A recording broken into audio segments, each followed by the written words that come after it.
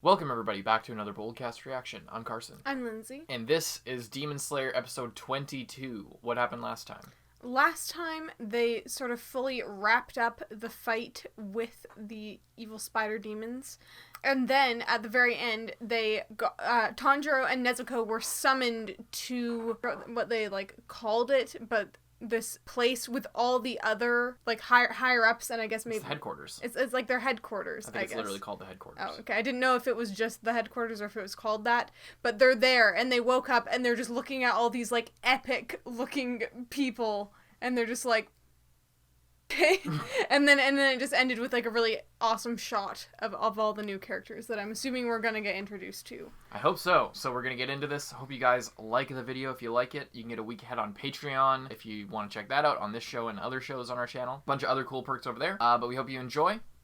We're just going to get into this after I tell you this is not a market substitute for Demon Slayer. And that before I tell you that, there is a uncut reaction in the description. It's a timer reaction, but you can get the full scoop down there if you like, but the reaction highlight will be edited into this video. This is not a market substitute. We are not providing this reaction highlight as a substitute or a free alternative to watching on Crunchyroll or wherever you're going to be watching it. We are providing our reaction review and using that footage as an aid as context, as an aid for you guys to understand what we're talking about. But again, not a free alternative. Support the official release. Demon Slayer episode 22. Let's go.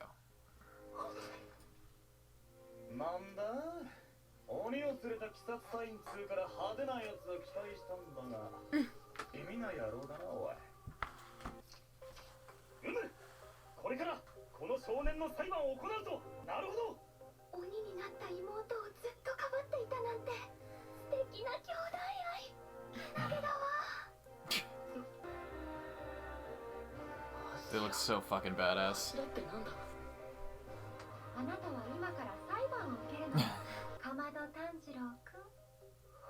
Aaron, you saved the city. Now time to go on trial for your offense of using your powers to save the city. I'm excited to watch this show. I'm in the mood to enjoy this right now, personally.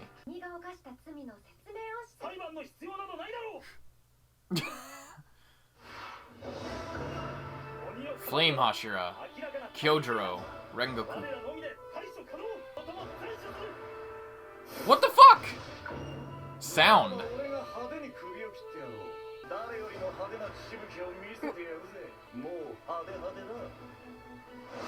I'm talking max flamboyance. Love Hashira. Stone.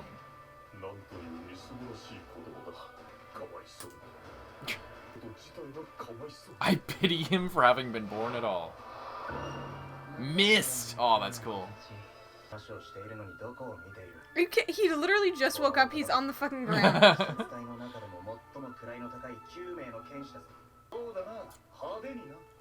I don't think... Isn't that against the rules? They need to hold a trial. Because it's against the rules to, fight with your fucking comrades. Who is this? It's you! Serpent. Okay, you're just creepy. Is he blind in one eye? Oh, there's Tomioka. Fuck, his jacket is so cool.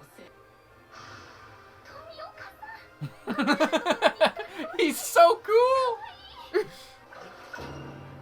Water. So I wonder if Tanjiro can become a Hashira with Gyu there. I mean, are you sure you're interested in the story? You didn't seem too interested in the story previously. Yeah. I mean, dude on the right, if you're interested in, flamboyant shit, I'm pretty sure a little kid with a fucking demon sister is as flamboyant as it fucking gets.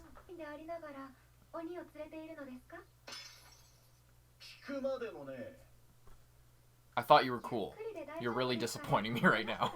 Yeah, all these people are just... I was expecting a lot more out of the dude with the chains on his swords and the really cool face makeup.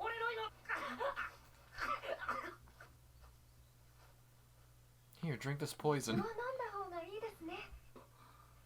Is it actually... Is she actually giving him water, or is that some sort of medicine? I drugged you up a little bit. I fucking drugged you. You need some water. Oh, by the way, this water is dosed with fucking Molly.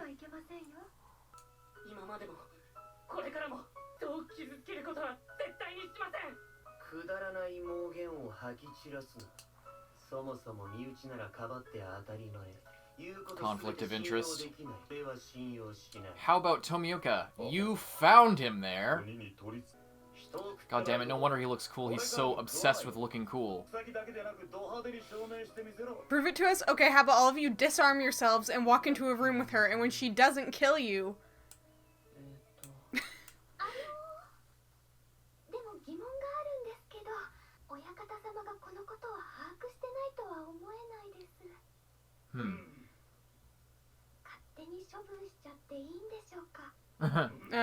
No.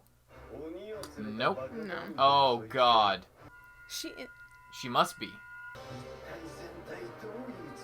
I don't like the look of this fucking guy. Wind.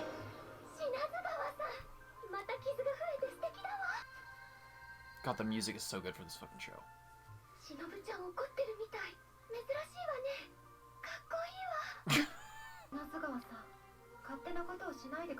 At least if she's a stickler for the rules, we can trust her to wait for fucking the leader.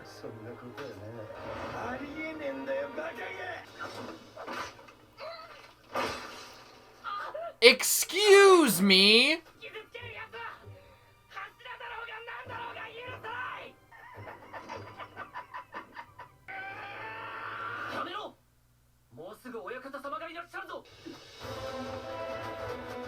What is he gonna do? He can't just fucking let him get away with that. The headbutt, you thought you disarmed me, but I have the hardest head in the 7 fucking seas.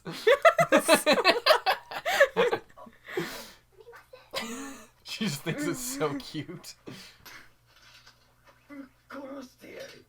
How do people with such flagrant, like, they just don't fucking care about the rules at all? How do they get that far in this organization with having complete disregard?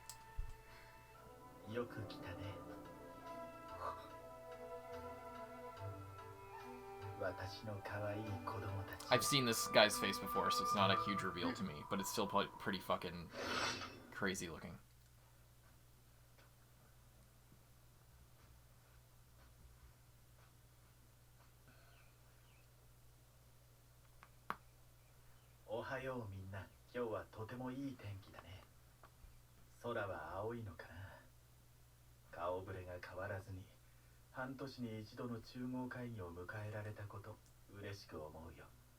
No personnel changes, so it's uncommon for even Hashira to make it to multiple meetings?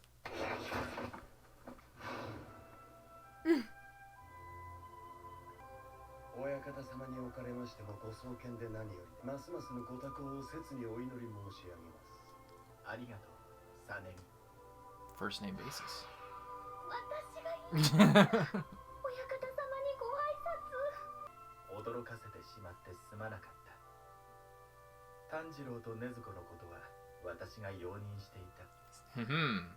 Bitch. Let's just kill them both before the master gets here.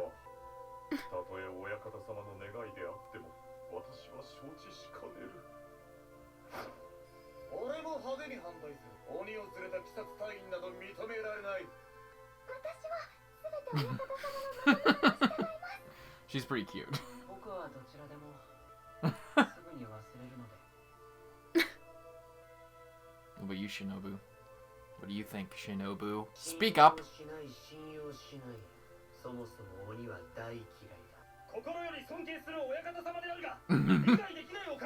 So nobody agrees except for the one girl. From Rokodaki-san. Former Hashira.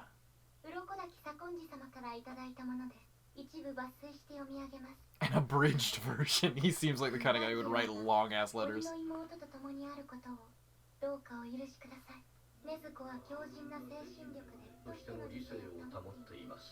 飢餓状態であっても人を食わず、そのまま2年以上の歳月が経過いたしました。にわかには信じがたい状況ですが、紛れもないし、もしも禰豆子が人に襲いかかった場合は、かまど炭治郎をお呼び。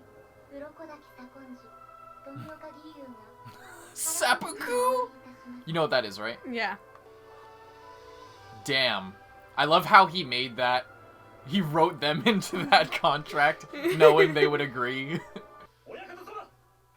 人を襲わないという保証ができない。証明ができない。ただ、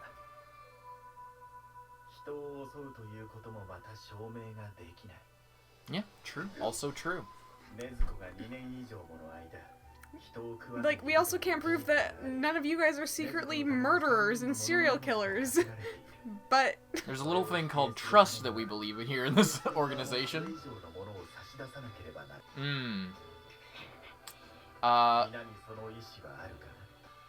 He just explained what the fuck is it about? It's the same fallacy that people who like defend religion fall into.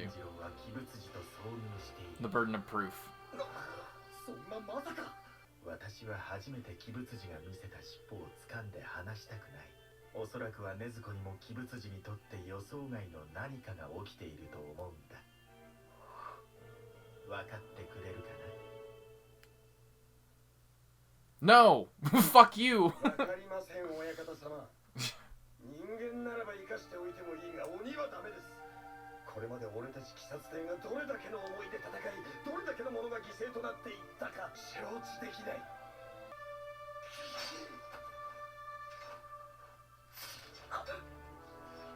何してるの？何してるの？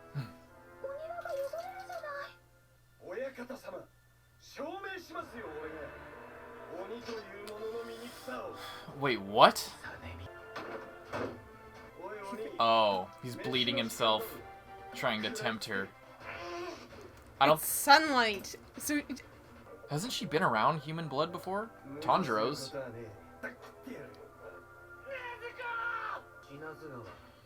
yeah, it's a horrible test anyway. It doesn't matter how exactly.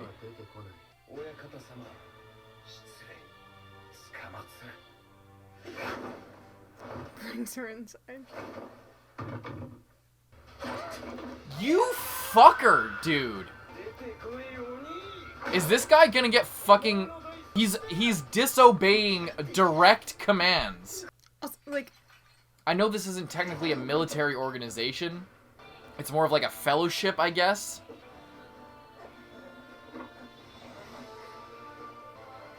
But still, like, he's... Just wraps him up.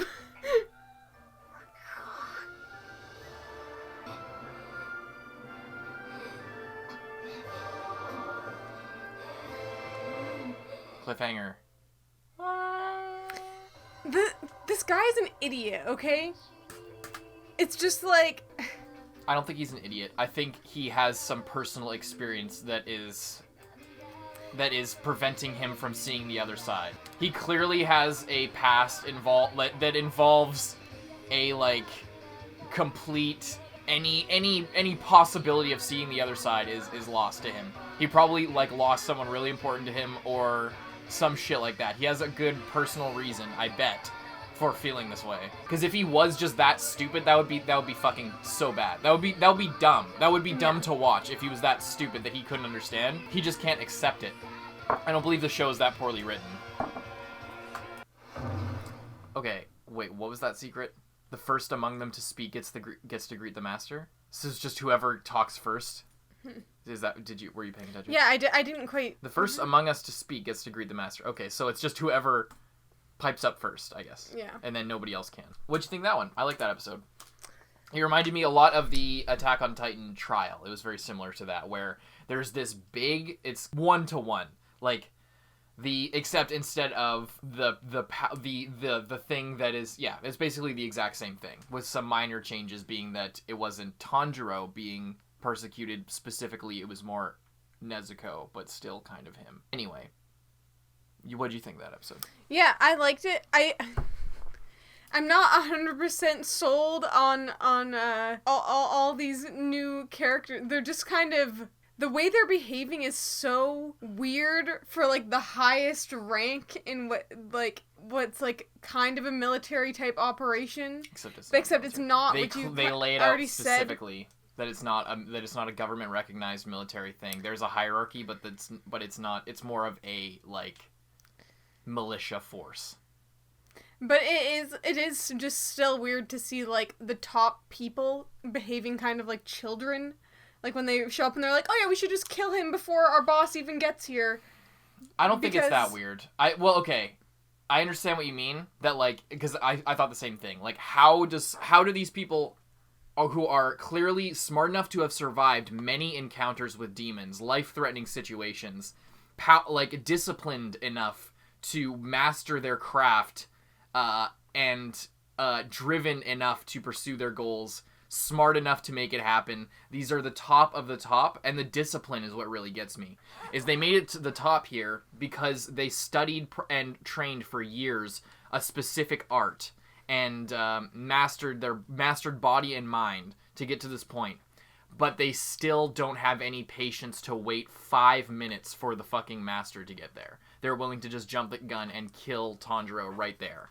Yeah. Even though they know they're not supposed to. So it doesn't really track that someone that disciplined. Like, we saw the training Tanjiro went through, and Tanjiro was a fucking noob compared to these guys. Like, imagine the shit that these guys have had to go through. It does make sense on a personal level, but the fact that all of them are all of them, like, or maybe minus 2 of them, are not willing to wait for the trial to begin and just want to kill them right there. Even though, like, because they are so determined that it is a violation, then it would be no problem to wait if you were so sure that it would go in your favor. Exactly. It's not just a, like, for some of them, it seems like it is a passion thing. Mm-hmm. For the snake guy, it seems like there's something going on there, and for the wind guy. For the wind guy especially, it seems like he really has a bone to pick with demons on a personal level, probably very similar to Tanjiro. Who knows? But I'm guessing that because he went further than everyone else. Everyone else was disagreeing, but they weren't about to pull what he did. And you would only do that if, 1, it was poorly written and he was just stupid, 2, which I don't think, or 2, he has a very personal vested interest in fucking murdering demons. But as far as, like, it being weird that these guys are, like, wacky and weird, I don't think it's that weird. Because, once again, another Attack on Titan comparison. When Eren joins the Scouts, no major spoilers, minor spoilers for, like, midway through Season 1 of Attack on Titan. But I won't give away any big plot points. When we meet all of the Scouts, there's, like, Hanji, who's insane. There's and then there's Levi's squad, and they, like, some of them are kind of normal soldier guys, but then there's Petra, who's, like, kind of like this girl, but like it's a little toned down because this is way more flamboyant. But there's like Oruo and Levi and Erwin and Mike, who's like smelling people all the time, and like it's a common trope to like and even in, say, Lord of the Rings, we got like when the Fellowship all meets and everything, we have like Merry and Pippin, which it's not quite the same thing, but there's Legolas and there's Aragorn, who's kind of like Gyu and Gimli especially, and all the dwarves. They're all like high-ranking officials in their respective places. And Gimli's goes on and on about like whatever fucking bearded women. Like the dwarves all have beards and shit, and you know, like it's just crass, weird. It's not. I'm just saying it's not out of the realm for like when you get to the top. There's some eccentric people up there. It's kind of a common thing. Mm-hmm. I prefer it this way personally. I think it's way more interesting. For it not to be they're just all stuffy higher-ups, if they all have, like, some crazy... Because if you think about it, it's way more interesting because how dumb would it be if, okay, 1, how dumb would it be if they were all just stuffy? 2, it kind of makes sense that in order to make it to this level, you have to have something different about you and something extra about your personality and, like... the way you think or interact and is kind of fucking weird compared to most people. That's why you're able to... that makes you different. Like most people are those guys, all dark hair, with, like, slightly different haircuts who got slaughtered in the forest by all those fucking... you know, they aren't different. They don't have that, like, spark in them that, like, makes them unique and unpredictable. Mm-hmm. regardless, that's a big rant. But yeah, I can see what you mean. It was like, how the fuck did they get to this position if they're just all so dumb? But yeah, I don't know. I'm all right with it. Okay. I don't know. I guess it's just interesting because I find that I don't really respect them as much. Just when I guess it's just hard because this is our first introduction with them, and because we have to meet so many of them at once. Mm-hmm. It's like the guy whose thing is flamboyant. He says that like literally 10 times within 20 minutes. Like every 2 minutes, he's saying the word flamboyant and how he wishes it was more flamboyant. And then you're like, okay, I get it. That's your thing. And you've said it like a million times by now, and I guess it's just to like really like it's a character tag. It's like he is fucking Armstrong from Fullmetal Alchemist. Yeah, that's what it is. It's like it's this flamboyant technique has been passed down the Armstrong family line. Except the difference with that is because we spend more time with that character. It's like not it's like once or twice every episode, not 20 times. That's true. In the first 5 minutes that you meet the guy. That's true. They didn't do it as much with Armstrong, but it's a similar thing. It's a character tag. That's what they're called in screenwriting. We actually learned about that in our class. Yeah, it's a tag. It's a very simple thing that you can introduce to a character to make them stand out and give them like a facade or like a sub or the appearance of a deeper personality without having to fully develop that in the first time that you introduce them. It's a common thing in writing that like whatever, this person drinks fucking apple juice or something like that, and that's his thing. It's like, oh, I need some apple juice right now. It's like, why the fuck is this guy so obsessed with apple juice? There must be a reason. But really, there's no reason. You just made it look like there was a reason, or that he was deeper than he was by saying that he really likes apple juice or something. Makes him feel more real. But in this case, I don't know if it makes him feel more real. It just makes him more interesting. It just sets them apart from each other. And I think that's probably why they went more heavy on it, because they're introducing so many people at one time. Yeah. And you can only make so many of them interesting in a super real way. Like we said, like the wind guy and the snake guy, they were definitely the most dislikable. They were the most, for sure. like, causing trouble and being assholes, but the way that it wasn't like, haha, you're an old stick. Haha, you're a dirty like stick. Like another snake enthusiast we know. you know, it wasn't just by what they said, it was sort of their whole demeanor of being assholes, or like the wind guy who then took it to the next level of actually doing something about it. And then also, Shinobu here was like, we've met her before, and it's just been like further. She's like really like about the facts and about the rules. And we already knew that, which is why we didn't really hear her talk very much during this, because we already know where she stands. There'd be no point in like having her go on a big speech or anything. Yeah, and then but then they with the cute, I forget what she's the love girl who thinks everything's cute. She says that like a bunch of times. She also said cool when referring to Shinobu. I don't know if you caught that. She, instead of saying kawaii, she said kakoi instead, which means cool. But that's the only. I think she only referred to Shinobu as cool. Everyone else was cute. But then, and then the fire guy and They look cool, but they all look cool. Here's the thing. That's why I respect it more. That's why I like what they did here more than just a bunch of stuffy dudes or a bunch of military-looking guys. Because it's first of all, the designs are all great. They all look fucking cool as shit. I really like all the designs. Even though I hate that the flamboyant guy is all about being flamboyant, it's more interesting than him being, I'm the big gruff guy. I got the two giant swords on, I'm all ripped. Instead, he's like all obsessed with looking cool. That's why he looks so cool. Yeah, I guess the thing is, I'm not like super mad at it. I just felt like it was slightly too much. Slightly too much for some of the characters, specifically that guy and the love girl. Although hers was the love girl. I liked I felt the love girl was a little bit, because I don't know, it just felt slightly different, just because she wasn't her thinking stuff was cool, didn't necessarily have to do with Tanjiro too much. She just was like, oh, that's so cool, and just kind of going along with everything. It's funny because she's also kind of the audience, Like, of someone who, like, just imagine somebody who's, like, first watching this really into the show, just like, oh, fuck, that was so cool. And then she's just like, oh my god. And you're just like, and it keeps showing her inner monologue because she's like, holy shit, this is so crazy, you guys. Yeah. Yeah. I love it. I'm loving this right now. I really like that this was a good, these kind of situations are really, I love shit like this. It's a big cliche to have these kind of meetings and have it being a trial, because it's the perfect thing to, like, turn over, to, like, enter the next chapter in your story. To, like, okay, you just finished this big battle. Here's all the consequences. Here's what happened. You broke these rules. Okay, well, those rules you can maybe use the fact that these rules were there to establish the sort of way that this organization works.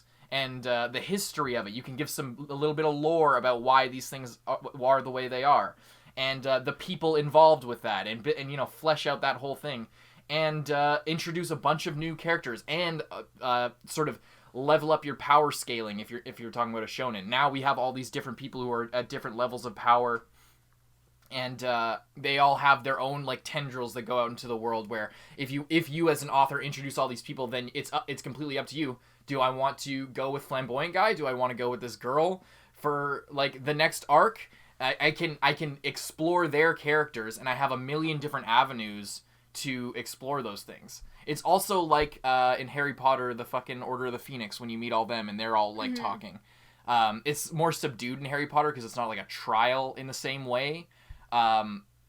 It's interesting, and it's a really, like, quick and snappy way to, like, introduce a bunch of shit, flesh out the world, introduce new elements of like, factions and stuff like that, and set a goal. Because now we're talking about the master. Not only, like, Tanjiro's fine, but we also see he doesn't appear to have full control over all these people's actions. He's asking. We can see he's a good leader. Like, he asks them to understand, and this whole thing is asking, like, trying to convince them and everything. It's really cool, and just, like, expanding the world out so much, and introducing the main character to a bunch of new people, seeing a bunch of fresh faces, and leveling up the story in a big way. And he's talking about, like, oh, by the way, Tanjiro met Muzan, and then you see all these people's reaction to it, and then, okay, that adds significance to what we saw before, further than what we already thought. It's shit like this. It's a really good and easy way to, like, enhance your narrative and really sort of flesh it out in a big way, and I like it. I feel like now we're getting into, like, the actual story of Demon Slayer, and it's like the setup's over. Now we're on the road to, like, the shit. We got Tanjiro getting the blood. Now we also know that Muzan is sending people after Tanjiro. Yeah. There's a bunch of new shit established, but it's not different. We're still on the same path. It's just we have more context now. I really like it. Yeah. Yeah. Anything you want to say? Close it out? I was gonna say, like, the whole thing with Wind Guy, like, stabbing Nezuko through the box to try to make her attack him is... It's so annoying. It's so frustrating to think about, because it's like, oh, well, I mean, of course, that would be the best way to test if she would attack a human, if you, like, really rile her up. But at the same time, it doesn't matter whether someone is human or not. If they're attacking you, it's fully within reason to fight back against that. Yeah. So it's not like, you know, it's such a weird thing of, like, if someone's looked at it... Come on, pussy! If someone looks at it as in, like, oh, well, I mean, it doesn't matter that he stabbed her 20 times, she still ended up attacking him in the end. Yeah. Or... I mean, why the fuck was he attacking her and threatening her life? And it was clearly self-defense. It's literally Salem witch trials level logic of, well, if she doesn't drown, then she's a witch. But if she does, then she's dead. But we at least know she yeah, exactly. Her name. It's bullshit. Yeah, it's absolute fucking one-head logic. Yeah. It's just like the most unfair way to test that, it's but in also bad faith for sure. It's like in his eyes the best way to test that. Because but in reality, the worst way to test that. He's not that's his thing. He's not testing he's anything. Provoking her. He's provoking her to prove to everyone that she's a threat. This isn't a test. This isn't something that they can win in any way. Either she attacks and then they kill both of them, or she doesn't attack and he just gets to kill her just because that's what he does. And that's it. All she can do is not attack, show that she's not a threat, and hopefully somebody else steps in to stop this. That's the only thing, the only way that this can end. And I'm ready to see how it goes. Yeah, and I'm wondering, like, if she did, because she's, like, I'm quite sure she's capable of potentially attacking someone, but just to restrain them, or, like, you know what I mean? I don't know if she does have that ability. She might. She might. She might. We don't know that, though. Or, like, will she run? Will she try and leave? Maybe. She's done that before when the Shinobu's, like, apprentice or whatever, the other girl from the selection. Just running. She just ran away. So maybe she'll do that. That's another option. Yeah. Well, I'm ready to see what happens next. I don't know if you are. Yeah. We're going to see what happens next. Hope you guys like the video and subscribe. You can get a week ahead on Patreon, but we hope you enjoyed most of all. And, Wait, I just thought something. Nezuko just shrinks down into the tiny version of herself, the love girl. That's so cute. I bet that's actually going to happen. Bye-bye. Thank you to all of our patrons, especially those in the Student Council. Zenge, John Ortega, Aurora, Lewis, Christian Bay, Kage Uzumaki, Dreadful XR, Xiao Lao, Brian, Handicap Bonkai, D23L, Charles Liu, Jude Caspino Buford, Nick Psycho, Michael Wells, King Mr. Mew, Rifleman Z51, Thelmus Celetius, Brandon Bruce, Yankee, Vanonian, Yuki Ali, Mord Tarragon, Josh Carey Gray, Jordan Agnew, Lolly Convict, Redacted, Zachary Porth, Mohammed Burnham Ahmed, Michael E. Zabel, Callum Forsyth, Nicholas Woody, Soma Yukahara, Dogs Free, It's Your Boy Dom, Christian Nielsen, Phantom, Quant Tuggle, Proyectos Informatica, Sugar Daddy Alex, Tara. Hunter Wayne Germany. Thank you guys so much, and we'll see you in the next one.